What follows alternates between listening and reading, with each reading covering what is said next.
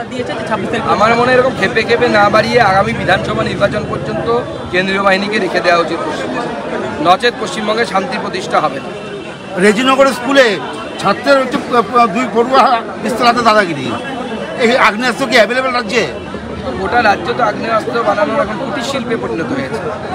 BGBS হয়, তো BGBS এবার হলো না কেন? কারণ মুখ্যমন্ত্রী দেখেছেন যে গ্রামে গঞ্জে বোমা আর বন্দুক তৈরি হচ্ছে, অসুবিধা কী আছে? সফল হয়ে গেছে ওনার বিজিবিএস, সেই না এবার হচ্ছে।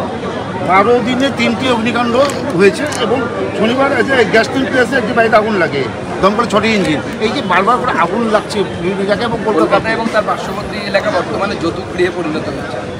চেয়ারম্যান, আমাদের ওখানে কাউন্সিলর যারা আছেন, মেয়র যিনি আছেন, তিনি কিচ্ছু করেন না, কোনো অবৈধ বাড়িকে ভাঙেন না এবং এইভাবে যৌতুক গৃহে গোটা কলকাতা পরিণত হয়েছে। কোন দিন গোটা কলকাতাটাই না পুড়ে যায়। রেশনে 10 কোটির দুর্নীতি আদালতে ইডি তথ্য পেশ করেছে, কি বলবেন? দেখুন, আমাদের 10 কোটি আমাদের যে মন্ত্রী জ্যোতিপ্রিয় মল্লিক, সেই হিসাবে তো এটা অ্যামাউন্ট আমার খুব কম মনে হচ্ছে। আমার মনে হচ্ছে আরও বেশি বড় টাকার কেলেঙ্কারি আগামী দিনে বেরিয়ে আসবে। স্বামীর চাকরি পেতে কুপ্রস্তাব তৃণমূল নেতার, অভিযোগ অস্বীকার করে সুসাইড করার চেষ্টা করে। এই যে একটা ঘটনা হচ্ছে চঞ্চল হচ্ছে দুর্গাপুরে, এই যে তৃণমূল নেতাদের যে স্বামীর চাকরি পেতে তৃণমূল নেতারা যদি এরকম না করে তো তৃণমূল নেতা আর কীভাবে হবে? তৃণমূল নেতারা চরিত্রহীন হবে, লম্পট হবে, চোর হবে, এটাই তো তৃণমূলের স্যালিয়েন্ট ফিচার, বৈশিষ্ট্য, চিহ্নিতকরণ, শনাক্তকরণ বৈশিষ্ট্য। তৃণমূল চিনিবেন কীভাবে? যদি চরিত্রহীন হয় তাহলে ভাবিবেন ইয়া তৃণমূল হইতে পারে। আজকের বক্তব্যে বললেন যে বালুরঘাট পৌরসভার চেয়ারম্যান 10 কোটি টাকা কাটমানি, 10 লাখ টাকা অভিযোগ উঠেছে। মিডিয়ার মাধ্যমে আমরা দেখেছি যে জনৈক ব্যক্তি যিনি কন্ট্রাক্টারি কাজ করতেন এবং যিনি এই লাইটের ব্যবস্থা করেছে, তার কাছ থেকে 10 লাখ টাকা নাকি ঘুষ চাওয়া হয়েছিল। এই ধরনের অভিযোগ তার তরফ থেকে করা হয়েছে। দাদা, কুণাল ঘোষ আজকে মানিকতলা দলীয় একটি বৈঠকে গেছিলেন, আর সেখানে তাদেরই কাউন্সিলর তাকে বলছেন যে হচ্ছে তোলাবাজিটা বন্ধ করুন, মানুষ মুখ ফিরিয়ে নিচ্ছে, তোলাবাজি বন্ধ করার নির্দেশ সেখান থেকে দিচ্ছেন ওপেন তাদের মিটিং থেকে, কি বলবেন?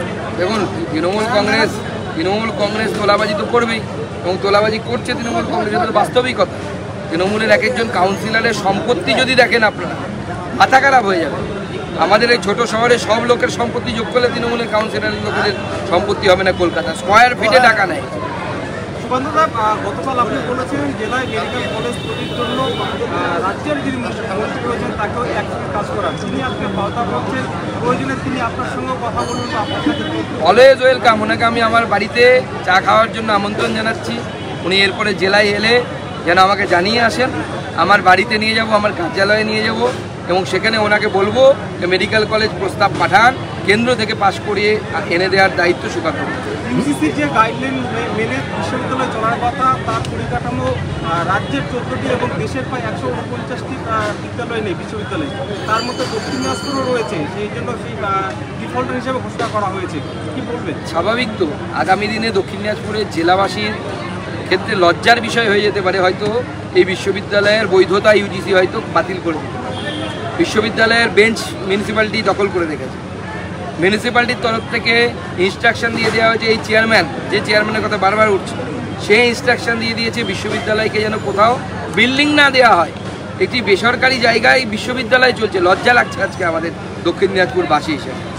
নন্দীগ্রামে এবিভিপি এবং তৃণমূলের ব্যাপক সংঘর্ষ, এবিভিপির পতাকা লাগানো নিয়ে সংঘর্ষ, দুপক্ষের মধ্যে ব্যাপক সংঘর্ষ হয় সীতারত্ন কলেজের ঘটনা। দেখুন, যে কোনো জায়গায় বিরোধীদের কন্ট্রোল করার জন্য তৃণমূল কংগ্রেস মারামারি গণ্ডগোল করছে। আমরা যে কোনো গণতান্ত্রিক পদ্ধতিতে যে কোনো সংগঠন যেন কাজ করতে পারে তার পক্ষে, অর্থাৎ এবিভিপি হোক, সিপিআইয়ের মেয়ের এসএফআই হোক বা আইসা হোক, বা টিএমসিপি হোক, সবাই যেন গণতান্ত্রিক পরিবেশে ভোটে দাঁড়াতে পারে, তাদের সাংগঠনিক কাজকর্ম করতে পারে, আমরা তার পক্ষে। দীর্ঘদিন ধরে নির্বাচন বন্ধ ছিল ওখানে, না কলেজে তো নির্বাচনই হচ্ছে না। 2012 পর থেকে পুরো নির্বাচন বন্ধ, কোনো কলেজে নির্বাচন হচ্ছে না। সব নিজেদের বসানো ছেলেরা তারা ভর্তি করে পয়সা কামাই করছে, সেই পয়সা কালীঘাটে করছে। সুকান্ত, আপনার উদ্যোগেই বালুরঘাট দিল্লি ট্রেন চালু হয়েছিল, সেই ফারাক্কা এক্সপ্রেস বেশ কিছুদিন ধরে রিশিডিউল হচ্ছে, কোনো দিন রাত 2টোয় ছাড়ছে, কোনো দিন রাত 11:30 ছাড়ছে, এই নিয়ে কি রেল মন্ত্রীর সঙ্গে কথা বলবে? দেখুন, আপনারা জানেন যে একটি অ্যাক্সিডেন্ট হওয়ার পর থেকে ট্রেনগুলো অনিয়মিত হয়ে পড়েছে, খুব তাড়াতাড়ি স্বাভাবিক হয়ে যাবে। আমি আপনারা সমস্যাটা আমার দৃষ্টিগোচর করলে সেই আপনাদেরকে ধন্যবাদ জানাই। আমি ইমিডিয়েটলি ডিআরএম এবং জিএমের সাথে কথা বলে এই বিষয়ে যা করার কাজ করার কারণে উনি লাগাচ্ছেন বিজেপি মোড়ের নাম চেঞ্জ করুন, মাদার টেরেসার মূর্তি বসাতে হবে সেখানে। বিজেপি মোড় বলে লোকের ওনার পছন্দ না। আরে আজকে তো বিজেপি মোড় বলছে আপনার পছন্দ হচ্ছে না, আপনি মরে যাওয়ার পরেও ওই মোড়টাকে লোকে বিজেপি মোড় বলে চিনবে, ওই নামকে কোনো পরিবর্তন করতে পারবে না। জল নোংরা, হলুদ রঙের গুয়ের মতো রং জলে, সেই জল লোকের বাড়ি বাড়ি পাঠানো হয়েছে। আমি আমার টাউন মন্ডলকে আমি পরিষ্কার ইনস্ট্রাকশন দিয়ে যাচ্ছি, এরপরে যদি এই ধরনের ঘটনা ঘটে 100 জন মহিলা 100 জন পুরুষ একসাথে জড়ো হবে, বালতিতে ওই হলুদ জল ভরবে, অশোক মিত্রর বাড়িতে গিয়ে ঢালবে এবং এই আন্দোলন করবে। আপনাদেরকে এই পারমিশন আমি দিয়ে গেলাম।